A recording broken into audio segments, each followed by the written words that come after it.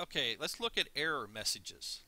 Now this is one thing we're going to have to deal with throughout the course, so we need to go ahead and understand what Excel is telling us when certain error messages pop up. Now as you can see on the screen, I've already selected a couple of these, and we're going to work our way down through them. Now, finding the error sometimes is really difficult. So if the formula is not too long, it's almost better just to delete it and retype the formula again and instead of trying to find your errors. But let's look at some of these more common errors that will come up. Alright, division by 0. So let's look at this cell up here in C3. I've typed in A3 divided by B3. Notice the B3 is 0. Well, we all know we can't divide by 0.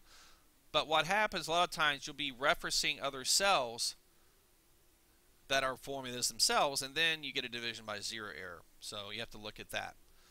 The num error, alright, means it's not a valid number.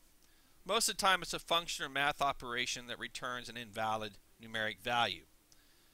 Error message also displayed if a function fails to find a solution, which we'll get out when we use the solver and some of the other programs.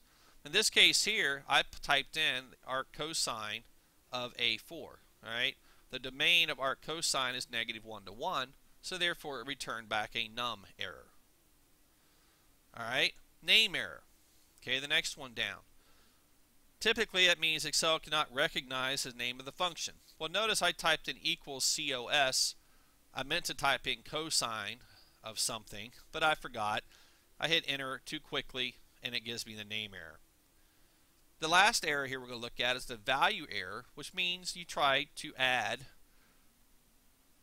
a label with a number, typically is what happens. Okay, it occurs when you type the wrong type of argument is passed to a function, or when you try to use a math operator or something other than a value. That's what I did here. I tried to add 7 plus Patrick and it gave me the pound value error. Now let's look at this one here. Let's calculate the area of a circle, but I'm going to create an error in our calculation.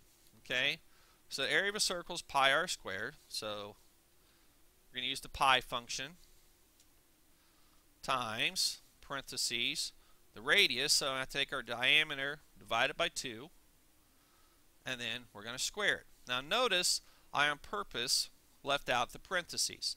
So let's see what happens when I hit enter.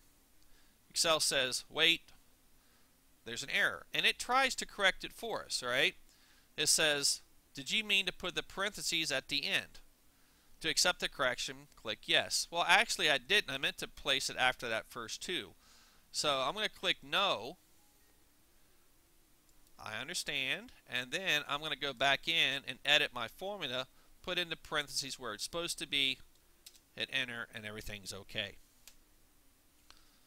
One thing with the errors, as they come up, try to deal with them right then. Don't go back. Don't keep on going and then say you're going to go back. Fix the errors as they come up. Now there's a couple of other errors that we're going to have to look at later. One is called the reference error, and one is the NA error, but those won't come up till we start looking at some other functions.